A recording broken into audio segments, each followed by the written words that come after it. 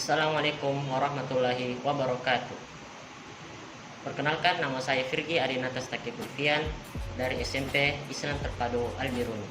Ingin menceritakan kisah Ibnu Khaldun.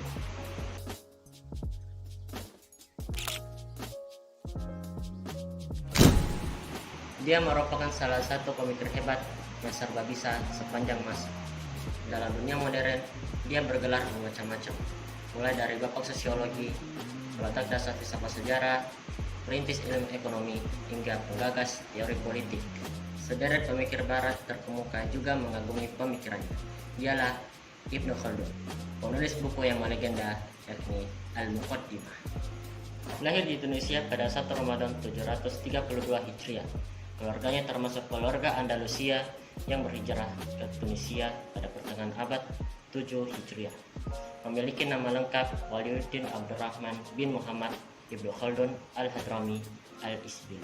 Seorang tokoh terkenal, tentu sedikit banyak dipengaruhi oleh lingkungan yang membangun karakter, sifat, dan tingkah laku Ibnu Khaldun. Termasuk di dalamnya adalah proses pendidikan yang dijalani. Hal ini menjadi salah satu pijakan dalam nantinya menjalani proses kehidupan selanjutnya.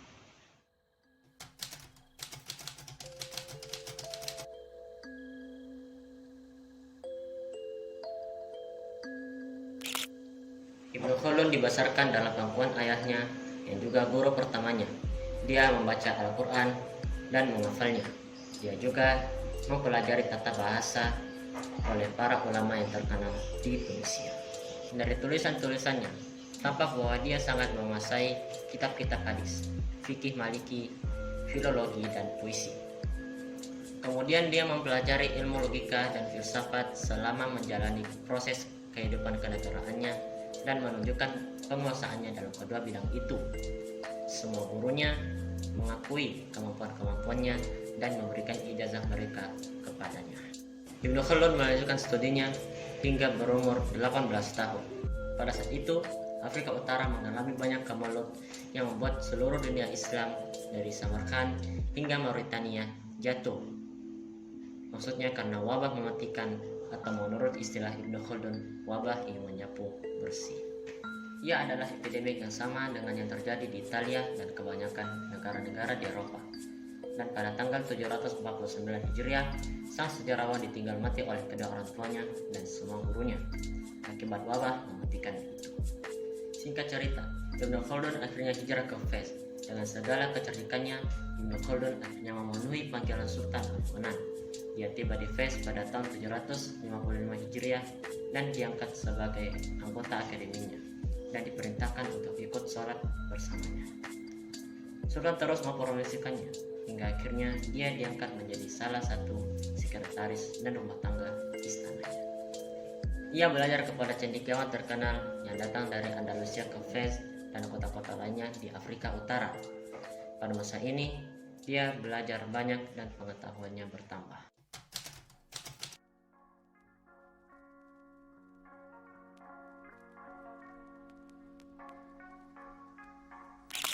Kita dapat mengetahui kepribadian Ibnu Khaldun adalah seorang yang oportunis.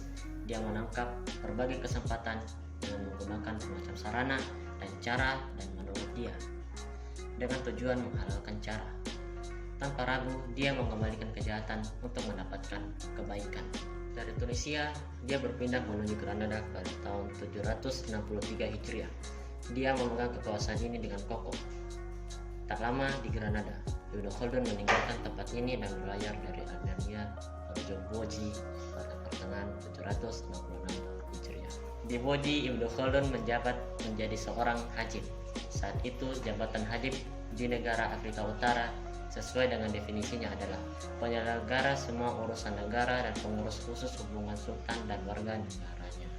Dia memegang kekuasaan mutlak dan menjalankan semua urusan dengan semangat, meredam kerasan dengan terampil dan bijaksana, dan pergi berkeliling menemui suku-suku di pegunungan untuk mengumpulkan pajak dan mengerahkan kebijaksanaannya dan pengaruhnya. Ketika berumur 52 tahun, dia selalu bercita-cita mendapatkan jabatan-jabatan berpengaruh dan terhormat. Ibnu Khaldun menginjakkan kakinya di di Kairo pada tahun 784 Hijriah untuk mendapatkan perlindungan dari kerajaan yang menaungi terhadap ilmu pengetahuan dan sastra. Selama beberapa tahun, Ibnu Khaldun memanfaatkan waktunya untuk meneliti dan belajar. Pada fase ini, dia berhenti mencatat kehidupannya hingga awal 797 Hijriah. Setidaknya itulah yang tercantum dalam biografi mutakhirnya yang dilampirkan dalam sejarahnya. Ketika selama 14 tahun tidak pernah menjadi hakim, ia dikembalikan oleh Sultan tepat menggantikan Nasruddin At-Tamsi, hakim Mazhab Maliki. Pada Ramadan 808 Hijriah, sejarawan dan pemikir besar itu sebagai hakim Mazhab Maliki meninggal dunia pada usia 78 tahun. Ia telah menjalani kehidupan luar biasa dan syarat pengalaman. Warisan pemikirannya sangat bernilai otentik. Dia dimakamkan di pemakaman Sufi di luar Babun Nasr. Saat itu, daerah tersebut merupakan pemakaman orang-orang penting dan ulama. Meninggal dan dimakamkan di Mesir.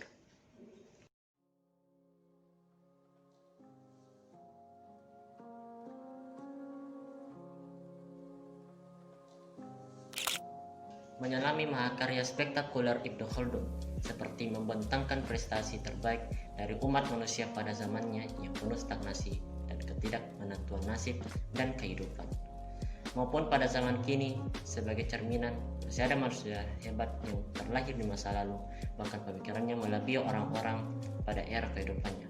Salah satu teorinya malah baru terbukti setelah 27 tahun berselang. Sekian kisah Ibnu Khaldun yang saya bawakan, semoga bisa bermanfaat. Saya Virgi Adinata undur diri.